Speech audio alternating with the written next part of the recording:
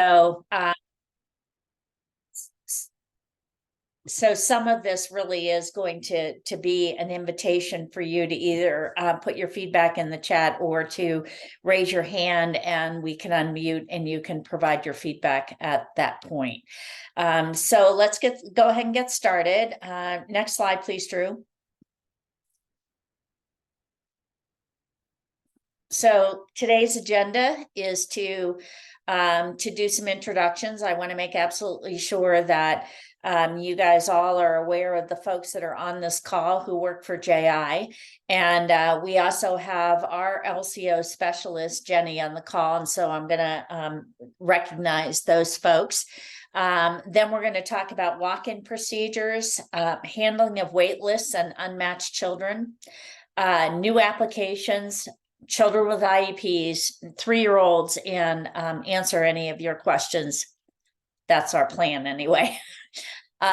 So let's start with the introduction of the folks from Joint Initiatives, and please make sure that you turn your camera on when you're called, please. So Drew Drescher is our support person here, but he's a lot more than that. He also handles a lot of the telephone calls that come into UPK and the emails that come into UPK and get them to the right people to answer them. Carla is one of our family navigators. Carla is bilingual, Spanish and English, and so she's one of the two people who really works a lot with families to try and get families placed. I see Ryan is actually next on my screen. Ryan is our data specialist. He is the one that gives us all the data that we need to be able to hopefully make really good decisions. And Heather is on here someplace. I don't see her, but I'm sure she is. And she is the other of our family navigators, and she and Carla make one heck of a team in reaching out to families that are unmatched and also assisting families that just need help. So they're quite the duo. And then Jenny Mortimer is our LCO specialist. She's the one that we go to if we need information from the state. She's our first point of contact. So Jenny's a rock star, and we're happy to have her on here today. So those are the folks that I wanted you to meet if you haven't already. So let's go on to start with walk-in procedures. This particular slide came specifically from the state. So these are the state's guidelines for what happens when a family walks into your center and wants to be enrolled with you. So as I think you all know by now, the last matching round was this past Monday. So there are families that are still in place status, which means that they cannot see their match, but you can. And you are reaching out to them. You still have the ability to decline through the end of today. And then anyone who is not declined, and that's school districts who have the ability to decline. The rest of you do have some ability to decline, but very little. So that is what's happening through the end of today. Matches should go to families, I assume sometime tomorrow, even though it is Veterans Day. And then they will have a certain amount of time to either accept or decline those matches.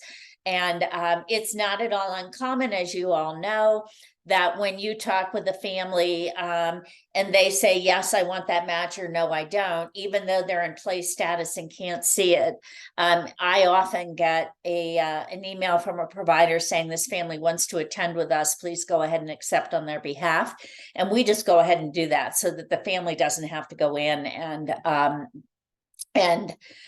try to get into their application and accept. So if that is something through this next algorithm that you would like us to do, continue to reach out. We do not want families sitting in a in a match status and not accept their match one way or another. It means that at this point they go back to selected status. And while that's all well and good, there's no more algorithm to be run. So we are also trying to follow up with families that are in match status that have not yet accepted or declined their match. And so that's part of what our family navigators are doing, so that we can get families to either say, yes, I want this spot, or no, I don't. And then, excuse me, if for whatever reason they don't want that spot, or they've moved or something, then we can take care of their application. And particularly if they've moved, we want to get them out of the system so that we're not continuing to try to follow up with a family that is no longer eligible or interested in UPK. So it's a combination of help from you and our family navigators, making sure that families are not sitting in match status without accepting or declining. So the process for walk-in enrollment now is that you as providers will support the family who walked in to complete the universal preschool application. So you know, if you have someone there and you have a you know, a computer available and they have not yet completed the UPK application, maybe you can sit them in front of the computer and say, complete the application. And then you then, when the UPK application has been completed, then you will let us know and that you want this child placed in a seat. Okay. And then we will actually accept the match on behalf of the family at that point. We will acknowledge to you that we have done that. And then you will complete the enrollment form. We are asking that all of this be done via email, and we're going to give you who you should go to toward the end of this. Certain folks should go certain places. And the reason we want it done via email is that it's a record keeping situation for both us and for you. And that way we have a record of the fact that you said, please place this child. I would also like to ask that you not make us guess what program you want the child in. So if you have more than one program and you need to tell us, please accept this child in my half-day AM program. Please make sure that you have seats. And if you do not have seats, but you want to accept the child, you don't have seats in UPK, but you want to accept the child, you can reach out to us and ask us to increase your seats. And we will be happy to do that. So if you are holding seats for kids and they are open and they're not in UPK, and you want to accept a child who's eligible for UPK, but all of your UPK seats are filled, all you have to do is tell us that you want another seat. And then we take care of that by sending it up to Jenny, who is incredibly responsive. She does that very quickly. And then we get back to you and say, that's been approved and your kid has been placed. Okay, so hang on a minute, go back. So does anybody have any questions on the walk-in enrollment at this point? We are going to get to the other aspects of this, but this is pretty simple. So if you have somebody walk in, this is what you're going to do. Okay. Let's go to the next one. Drew, thank you. Noreen, it looks like Carol maybe has her hand raised.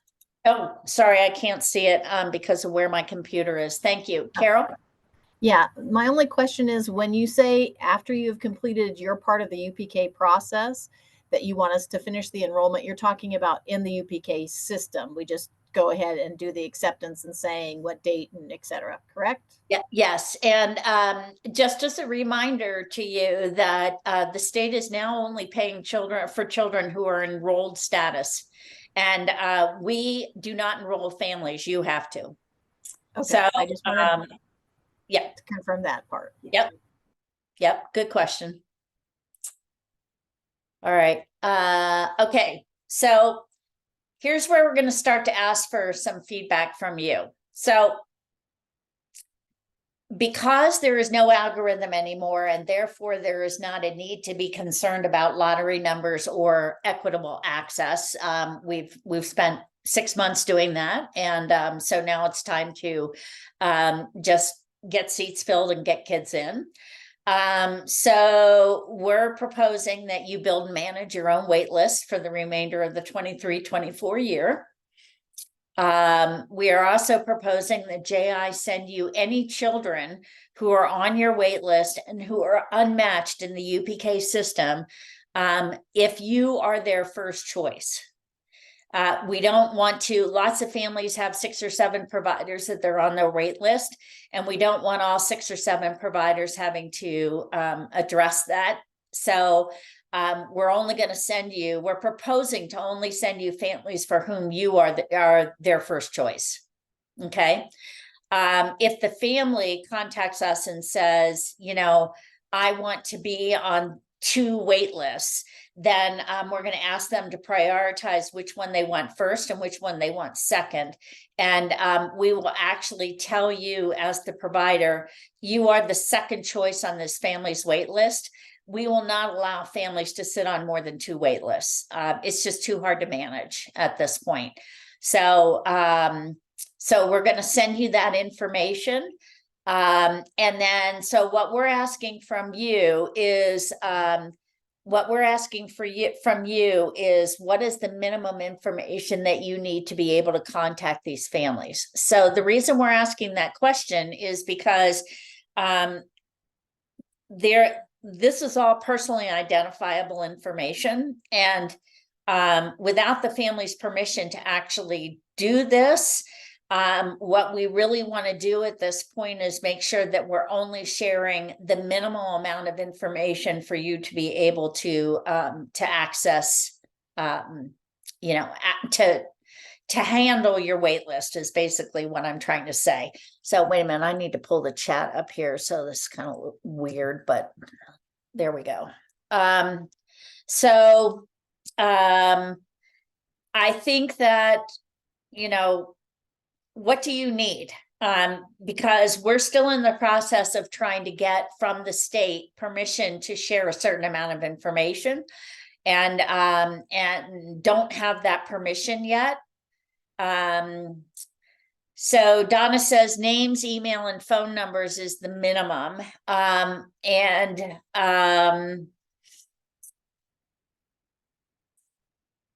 Name of the parent, name of the child.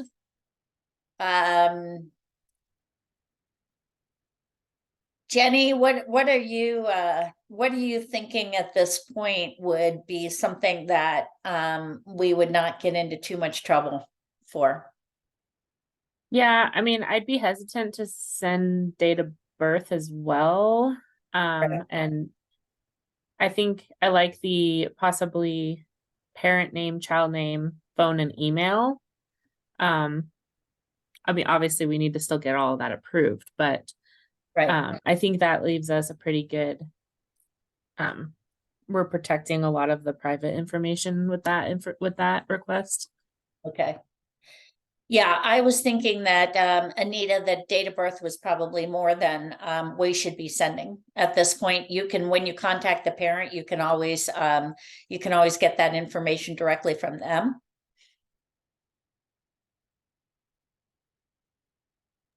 I think the important thing to note is that Joint Initiatives is only going to be sending providers those children who qualify anyway. So we know that they're going to qualify for UPK4.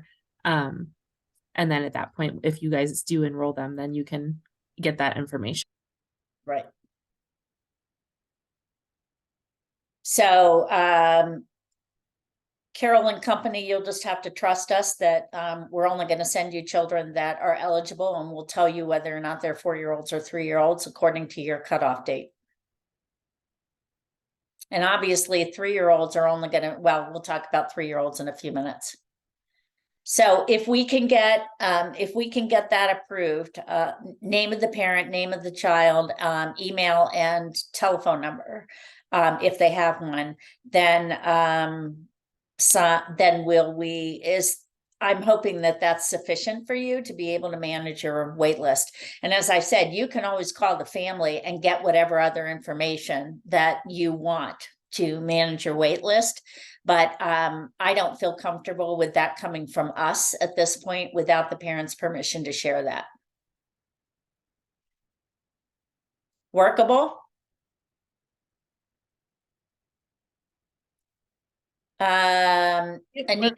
Anita, you can get the address from the parent.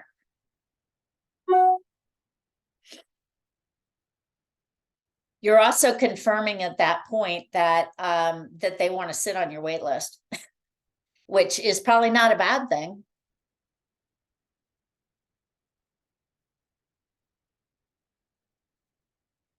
Okay. I'm going to assume at this point that if we can get that approved, that will work for you. So are there other suggestions that you have for building wait lists or handling of unmatched children? Because obviously we're going to send to you kids that are not matched. And remind you again that if you want additional seats added to the program, you can to your program, you can contact us and ask us to do that. So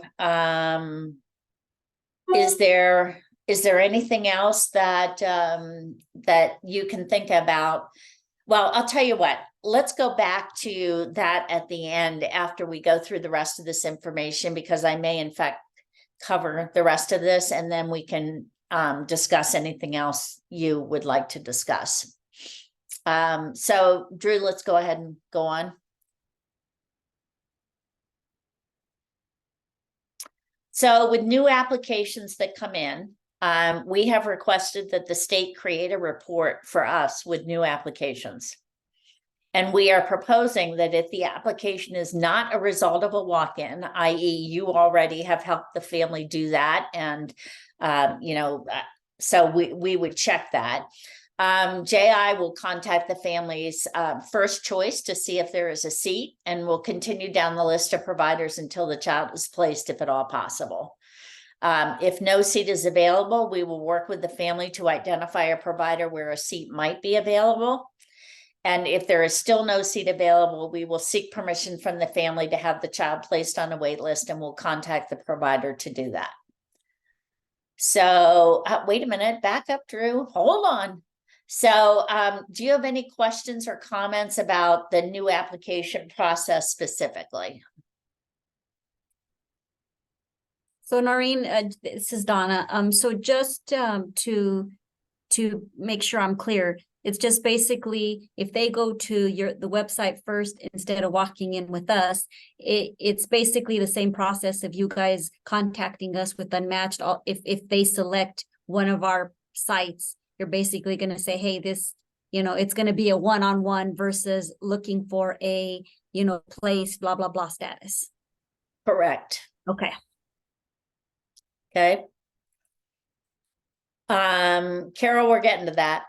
So, so that's how we're proposing to handle this. And again, if you're their first choice, we're going to contact you and say, do you have a seat for this child? And if the answer is no, we're going down to the next one, et cetera. We're going to go through the whole thing until we find a seat based on what they chose. And if we don't have a seat for them, then we will start working with them to try and find a provider that does have a seat. I mean, our goal is to get kids into seats, not have them sit on a wait list if we can help it. And I'm sure that's your goal too. All right, if there's no other comments about this, let's go ahead and move on. And like I said, we'll have plenty of opportunity. We'll have plenty of opportunity at the end to ask and answer any questions you have.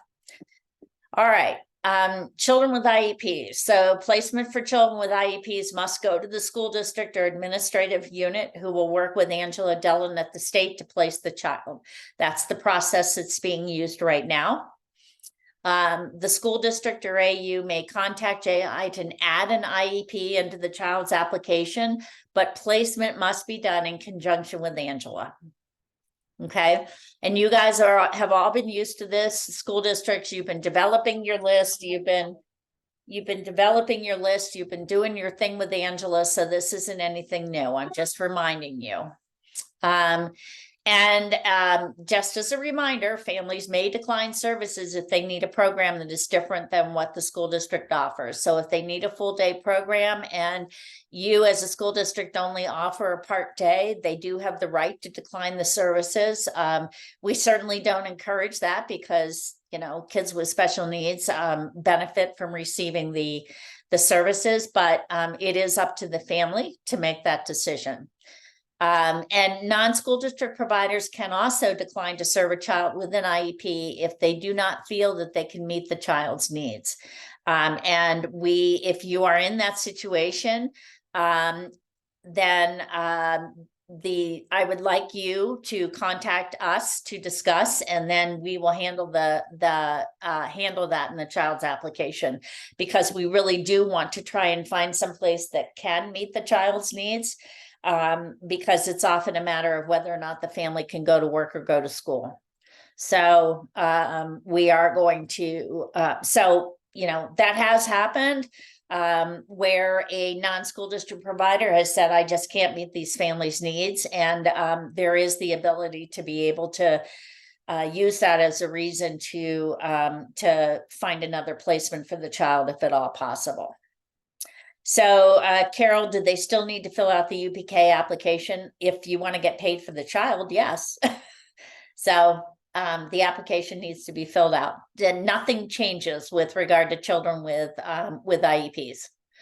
So they still have to go through Angela. It's not uncommon for a school district to reach out to me and say, this child is just qualified for an IEP. Can you either unlock the application or put that in their application?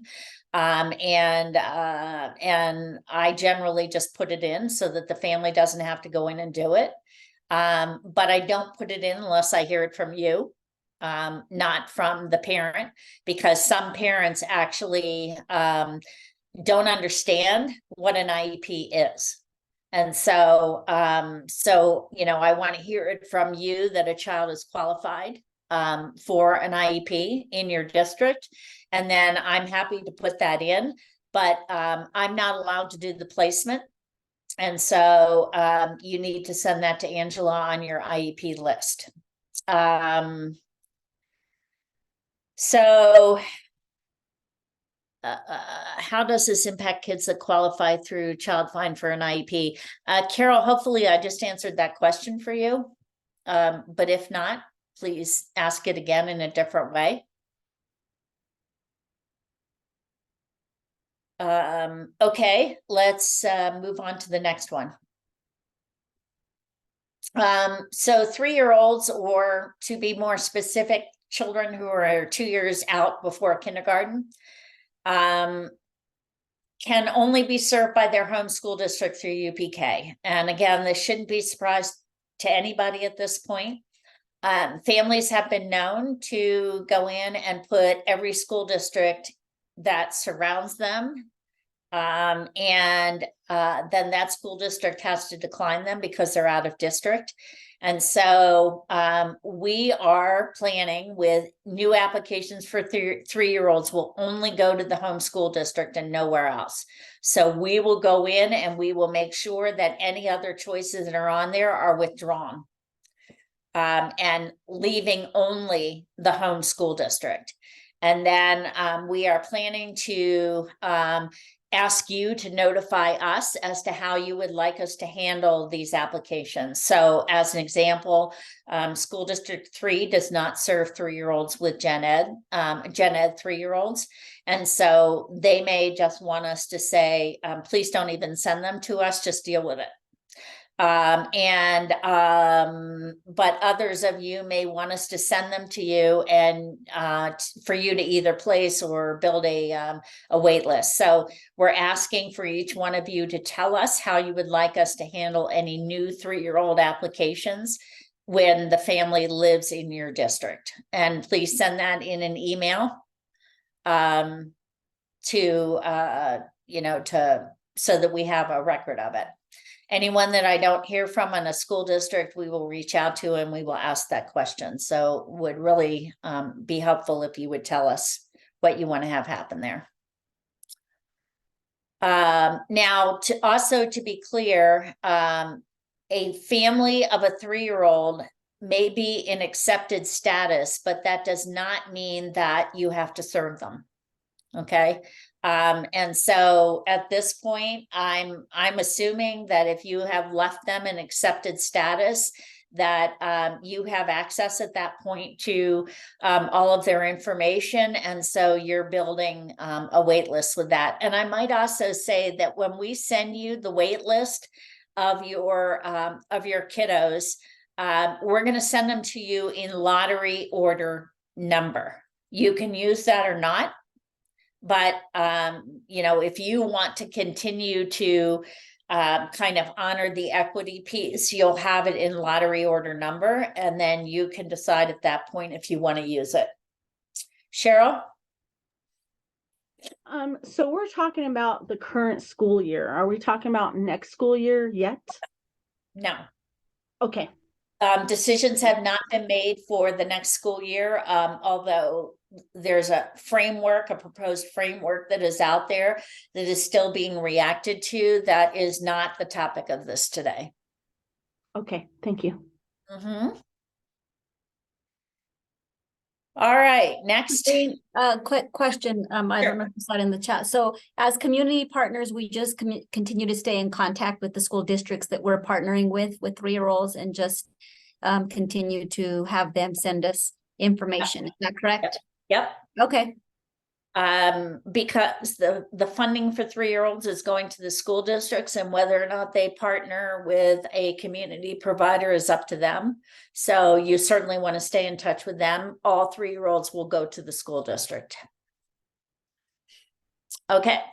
We're going to try to streamline some of the contacts for placement and questions, because our UPK folks are really focused on kids who have not been matched and making sure that open seats are matched with children wherever we possibly can.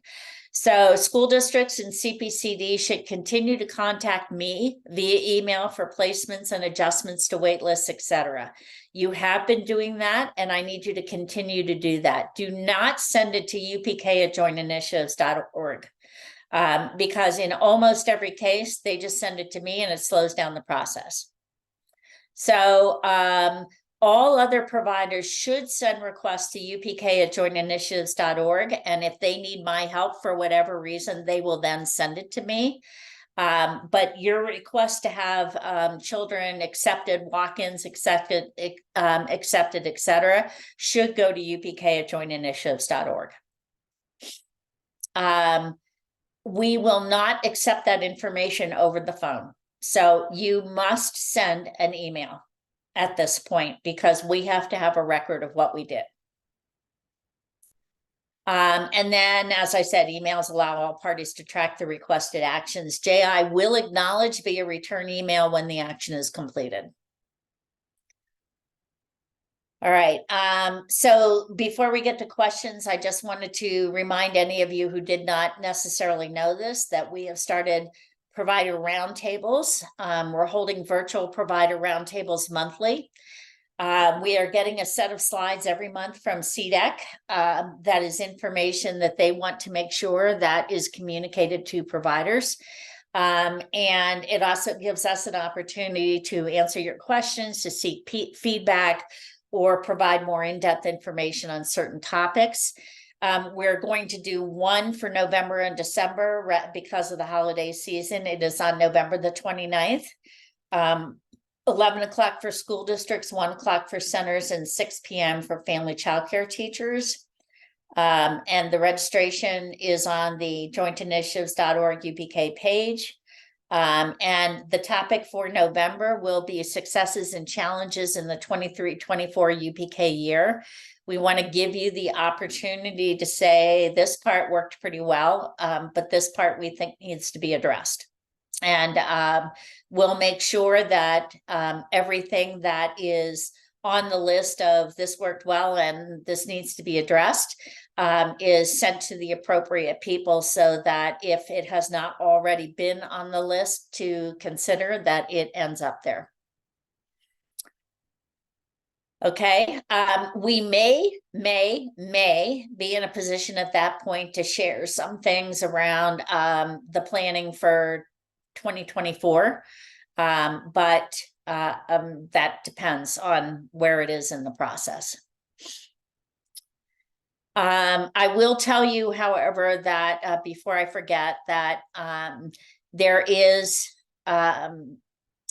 a proposed timeline that during the month of January is when providers will sign up for the 24-25 year. So start thinking about what you want to offer.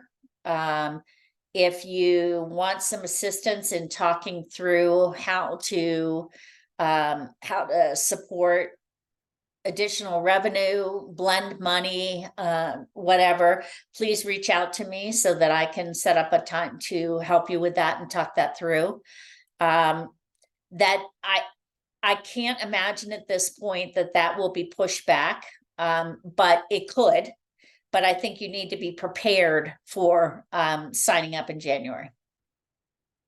Okay, so we will start getting that information out to people to say, hey, you know, now is the time to start thinking about what you're going to do for next year, because you're probably going to need to do an initial sign up in January.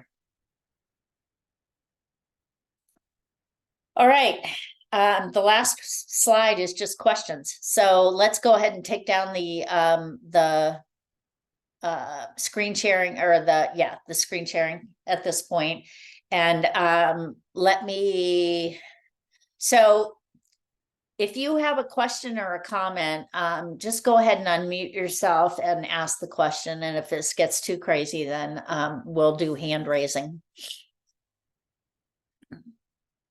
I just wanted to interject something about the whole IEP. I did have a parent reach out this morning. Child just got an IEP, was told to go on her application.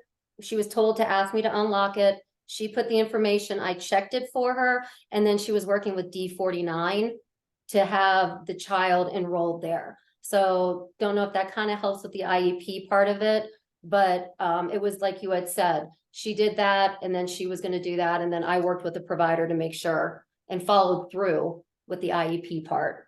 So I just wanted to share that.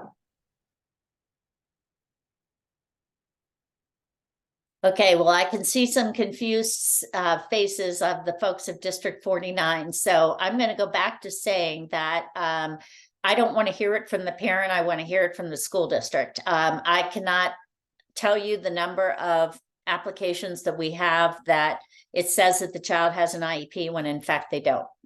And so it just means that everybody's chasing their tails at this point. So when you identify somebody through Child Find with a new IEP, and you want us to put it in the application for them, it needs to come from you and to me.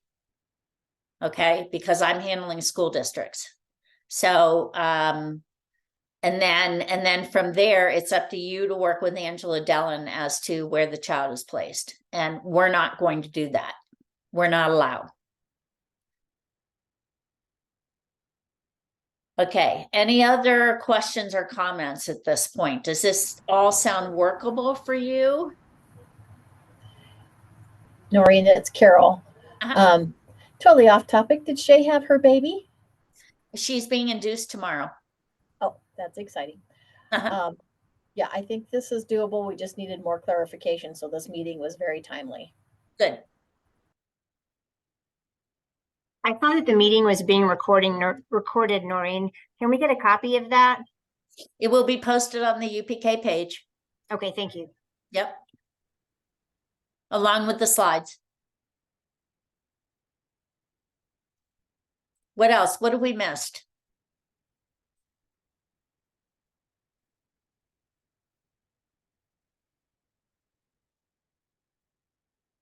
Okay, so I want to remind those folks that that if you have a certain number of seats in UPK that are not filled, with 4-year-olds and you have filled them with other children, we need to get your seats right-sized, because our family navigators are constantly talking to parents about unmatched kids, about where they can be matched. And so if you have a certain number of seats in UPK, then we're expecting that those seats are available for us to be able to direct children there and families there. So if it needs to, if you have to adjust those seats, let's get them adjusted, so that we don't frustrate parents and we don't frustrate our family navigators, because it's really embarrassing when you send somebody someplace and then they tell the family that they don't have a seat. Noreen, this is Carol again. I have another clarifying question. Mhm. You had mentioned for kids coming in through Child Find that qualify for an IEP, we can have you do the application for them so they don't physically have to go into UPK to do it, or No, they must do the application if they don't already have one. So it's the same thing as a walk-in, basically, same process. If they already have an application and all they need is to have the IEP put in there, that, they now have an IEP, we can do that. okay, because Okay. we're having kiddos coming in through transition that get bounced out of the system because they're not 3 yet. Yeah. But they And have to go through the transition, and then so we let you know, so you let the application go through. exactly. So Okay. you would you would have them start the application, get as far as they possibly can. Then you let me know, and we'll get the application through, and then you address the rest of it with Angie. Okay. Okay. And by the way, the only way I can look that up is by the parent's name, not the child's name. So if I can look, I can't find it unless it's through the parent's name. So if you have that situation, you have to send me the parent's name along with the child's name. I have a question, Noreen.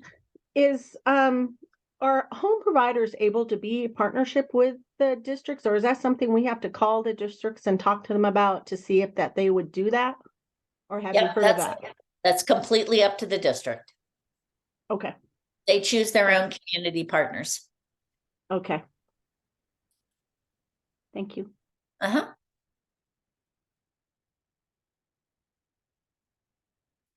Anything else?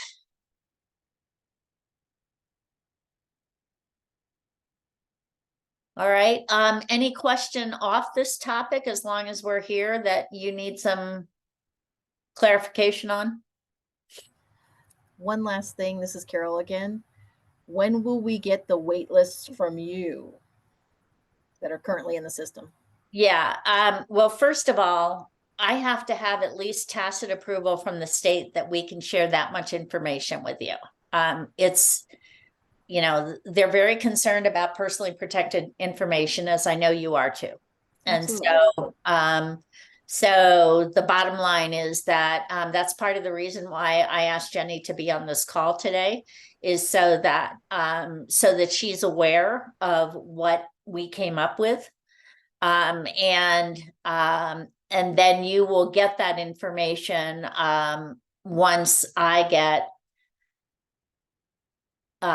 something from Jenny that says, yeah, you can share this, and this.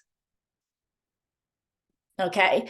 Our only other alternative at this point is for our family navigators to call every single one of these families and say, can we share the information with your number one provider? It's too many families. And so it's just too many. I understand. Will this be just for 4-year-olds or 3-year-olds as well?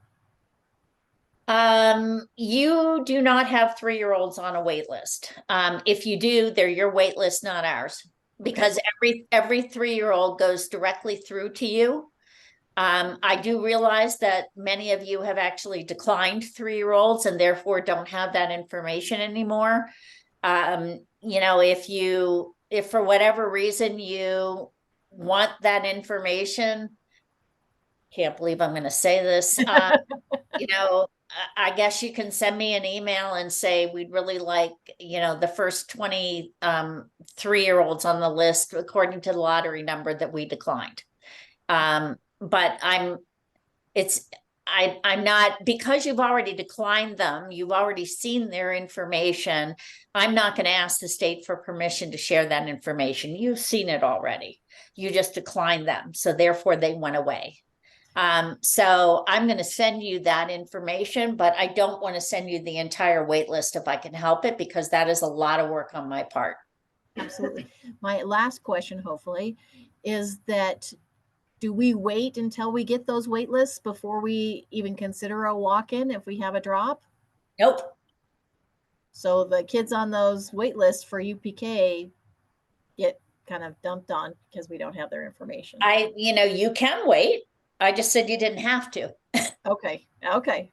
Okay. So, so the bottom line is that, I have to have permission to share that information. I completely agree with you, Carol. It would be better if you did wait, but I understand that holding seats open, I mean, if they're not enrolled by the 15th of the month, when you have an open seat, you're not getting paid the next month. So I'd put a kid in there if it gets to that. But I'm very sure that Jenny will be our advocate to get an answer on this as quickly as possible. But I still have to have an answer. I may for the 3-year-olds. I may for the 3-year-olds just undecline them and send them back to you. And then you can manage your own wait list for the 3-year-olds. Okay. The only one that I won't do that for at this point is, well, let's put it this way. You tell me if you want me to do that. Tell me in writing via an email if you want me to do that. I know that, school district 3 can't serve gen ed 3-year-olds. So there's really no point in doing that for them. But you tell me whether or not that's what you want. And if that's what you want, then I'll start going down the decline list and undeclining them, sending them through to you. And I'm going to send them through to you in accepted status. And again, just because they're in accepted status does not mean that you have to serve them.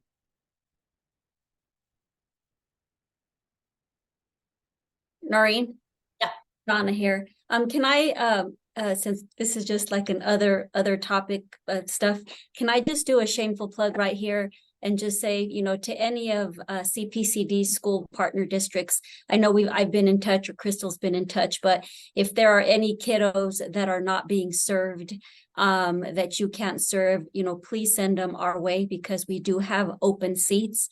I can't tell you, which schools or whatever off the top of my head, but we could certainly help out with that. So. And our family navigators are doing the same thing.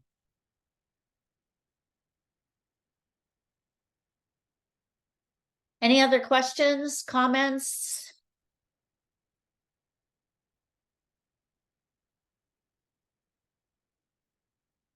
Okay, well, you know where to find us all.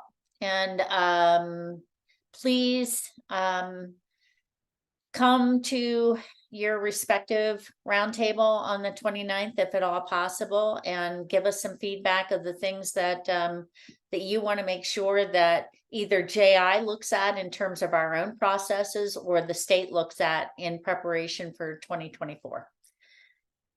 Clearly, you have already all signed up for the UPK newsletter, so that's good. Just keep an eye on that. And everything that we're doing in the UPK newsletter is up on the UPK page. So make sure you bookmark that and that you continually take a look at that. There's CDEC information up there, along with things that we as an organization are doing that we want to make sure that you have access to. Any other questions? All right. Well, thank you all for being here today. We appreciate it. And again, you know where to find us if you need something. Thank you. Thank you.